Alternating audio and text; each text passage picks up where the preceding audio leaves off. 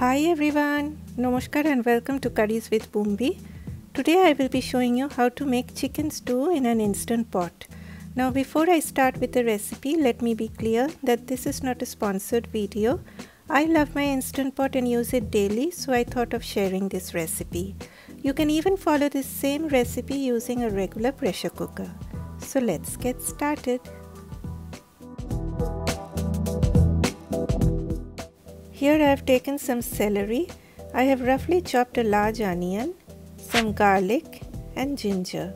Today I will be using my handy dandy food processor to speed up everything, but you can easily do this manually with your knife.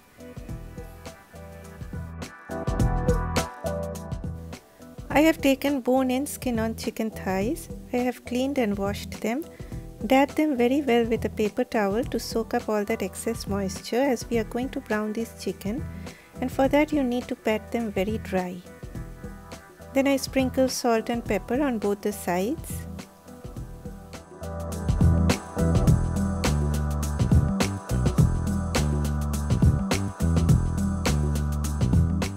Now coming to the instant pot, press on saute function, then press adjust and set it on more. Once the instant pot says hot, add 2 tablespoons oil to the inner pot. Remember to heat up your oil or else the chicken will be sticking to the pot. You should feel that heat by placing your hand above the pot. Now that my oil has turned hot enough, I added the chicken one by one with the skin side down. Lay them in a single layer. Do not overcrowd the pot, as that will not brown the chicken but steam it. So fry the chicken in batches if they do not fit in one go. Wait for a few minutes and allow the chicken to brown up. If you see you cannot turn the chicken and it is sticking, then please do not panic. It means it's not yet time to turn it, so be a bit patient here. After a few minutes, you will see you can beautifully lift the pieces. See how nicely they have browned up? This is the color I was looking for, as this will give tons of flavor to the stew. Give it a few more minutes on the other side. Then take them out on a plate and fry the next batch.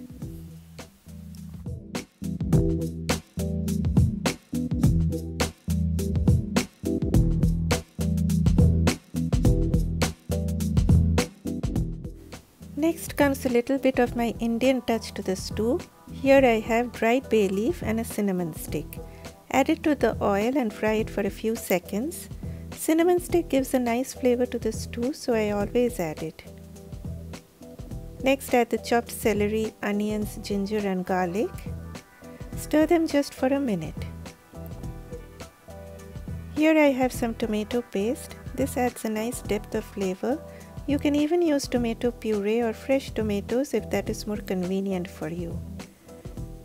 Then coming to the dry spices, some dry Italian seasoning, garlic powder, onion powder, and little bit of brown sugar to balance the flavor.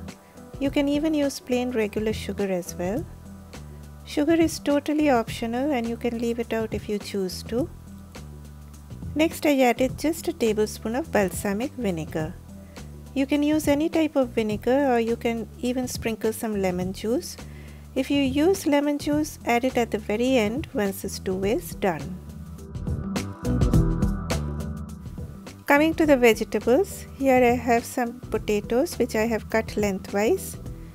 Then I have taken carrots and turnips. You do not have to use turnips if you do not like them. You can use any type of hard vegetables. Whatever vegetables you use, cut them into large chunky pieces so that they can hold on to the shape at the end. I added some salt and freshly ground black pepper. Just give a mix. Next I added 3 cups of warm chicken broth. Adding warm liquid speeds up the cooking process in the instant pot, and it comes up to full pressure very quickly. So I always use warm liquid while cooking in my instant pot. Move your spoon all around the sides to scrape down anything sticking to the pot.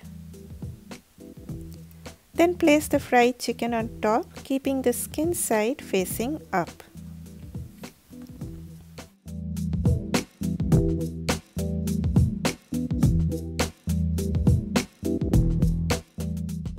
I tucked in a sprig or two of thyme, but this is totally optional.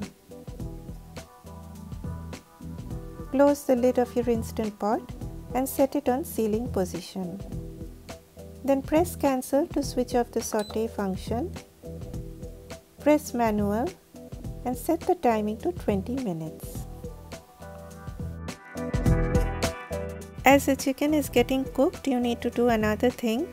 You need 2 tablespoons of plain flour and 2/3 of a cup of cold milk. Add very little milk to the flour and mix very well till you get a smooth paste. Do not add the milk all in one go in the beginning, as in that way it will be very difficult to get rid of the lumps. For any kind of Instant Pot recipes that call for adding thickeners, add it after pressure cooking, or else the thickener may settle at the bottom of the pot and the Instant Pot will display the burn function on the screen and it will be turned off.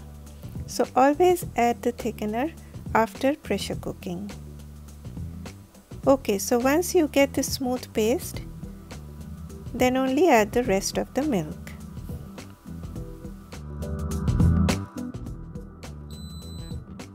The Instant Pot is also done pressure cooking.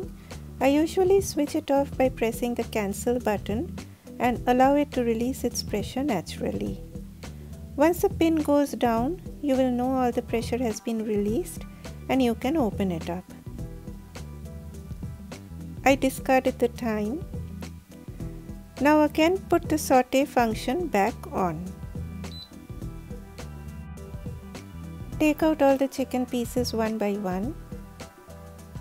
Do a taste test at this point and adjust the seasonings. Then with one hand slowly add the milk and flour mixture and with your other hand stir the gravy.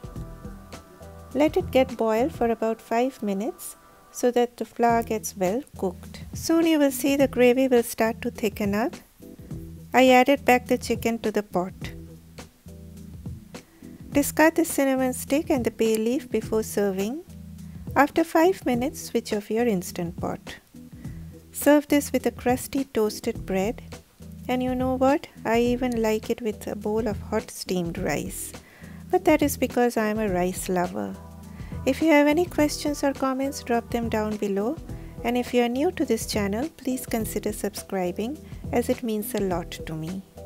Eat healthy and stay healthy. Bye bye.